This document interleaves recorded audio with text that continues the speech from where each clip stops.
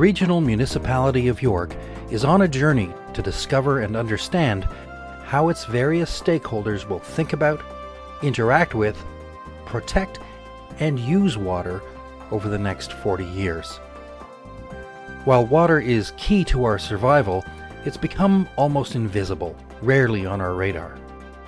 When asked about their relationship to water, most people thought immediately of the water used for washing and bathing, the taps and toilets, but struggled to get beyond. In order to think about our use of water 40 years down the road, we have to explore how we will be living and working in 2051. This video shares the journey of a group of people from across the sectors to uncover a vision of water for York Region and innovative ways to achieve it. We began by doing our homework, researching current attitudes toward water. I guess water, just looking at it, the sound of it, everything is very peaceful. You know, if you're around water, you just feel a sense of peace. People tend to put water in one of two camps, either a commodity that we use or a source of life that must be saved. We also learned that people were getting tired of being asked for input on plans that had already been drafted.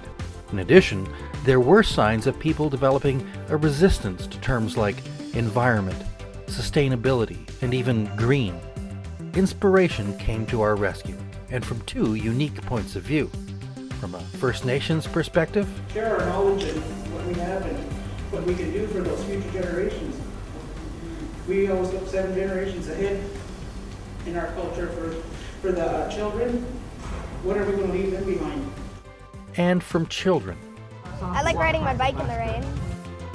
Our public engagement started at fall events around the region.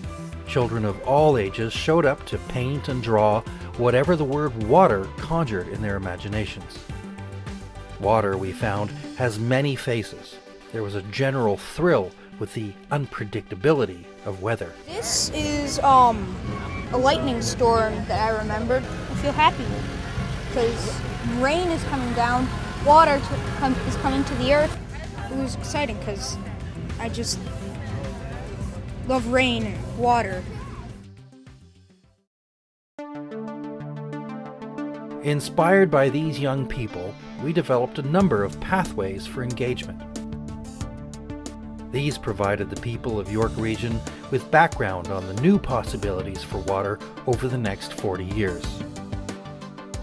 A special report on water is being distributed through the Globe and Mail and local papers and offers a range of perspectives about the future of water.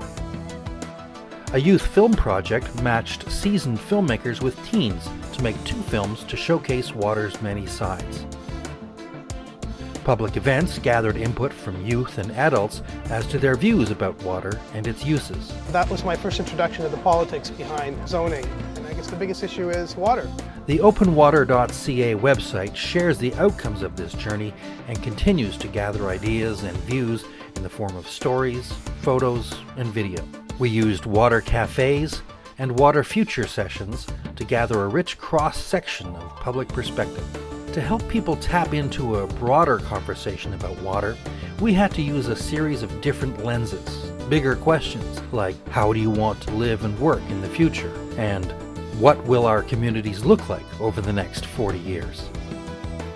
We began with 4 water cafes, each one with a different focus. In our first stop on the way to the future, we explored the connection between water and culture, as well as the role of culture in inspiring innovation. We heard that new forms of education are key. Teaching the public about novel perspectives on water is important and useful. Our next stop was to explore what happens after green. To do this, we explored the blue region, which gave us a chance to look at what will happen over the next 40 years once our communities have been greened. Superbia. In this cafe, we looked into the investment we can make in our suburban communities. Many of us have grown up and currently live in the burbs. There has been a great investment in this form of community over the last 50 years, and there is a need to protect this investment, making it more enjoyable, less stressful, and more fulfilling. We need to appreciate and optimize what we have. Instead of judgment, we need creativity. Our final cafe brought together a wonderful combination of planners and citizens to explore how a new context of water could impact future plans.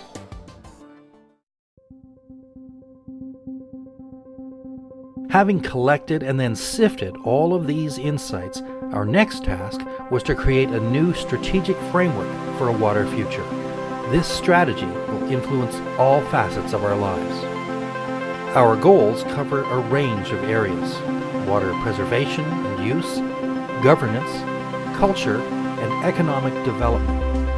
Part of a successful water strategy will be avoiding a government-dictated policy and creating a public-centered "what can I do" policy. The examples that we came up with was ideas like hot water versus cold water usage, or the encouragement of more use of gray water versus the idea that you can convert gray water to potable. Now we're looking at how gray water can be an integrated part of the water system instead of what we're doing. This means there needs to be ongoing citizen involvement. That's more than asking for people to react, but instead to be partners in the strategy.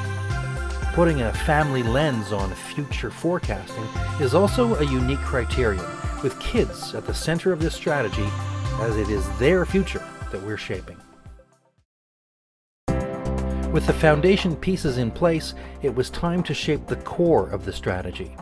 We did this by inviting participants of the water cafes and a range of other players to be part of 2 scenario planning sessions called Water Futures. The actions were clustered into 4 categories: individuals in action, business in action, communities in action, and partnerships in action. Each of these actions was written on a card with a water drop symbol on those that were based on best practices. A menu of all the potential actions was also posted. The participants were asked to choose the action cards that they could personally support and drop them in one of our 4 time-scale buckets. Teams analyzed each of the time periods and then presented their strategy. All of these fit into zero water. And so the timeline is that the early efforts are around education, developing new ideas to be implemented and engage the communities, and attracting business to York Region as a water excellence center. From this combined analysis emerged a 40-year water action strategy. These are the action zones. In addition, this public engagement saw a compelling role for redefined education. This is not a conventional education, but rather one that will include demonstration pilot projects, community-based projects, school-based strategies, and other approaches that foster a cultural transformation. Redefined education, therefore, sits in the center. It is the backbone that will run through all of the action zones. In terms of rolling out the strategy, it starts with testing, pilots, and demonstration projects, and moves into implementation over the next 5 to 20 years, with continual monitoring and updating. Here's a vision of how we wish to be living and working in 20 years, from which we can springboard into the 20 years beyond that.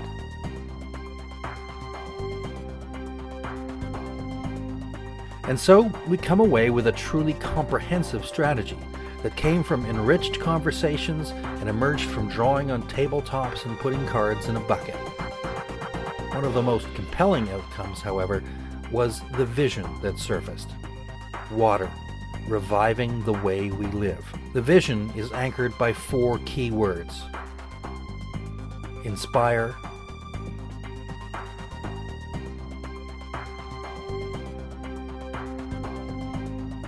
respect,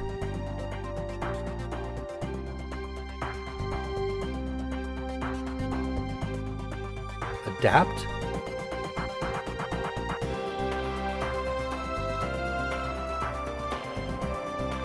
and invest.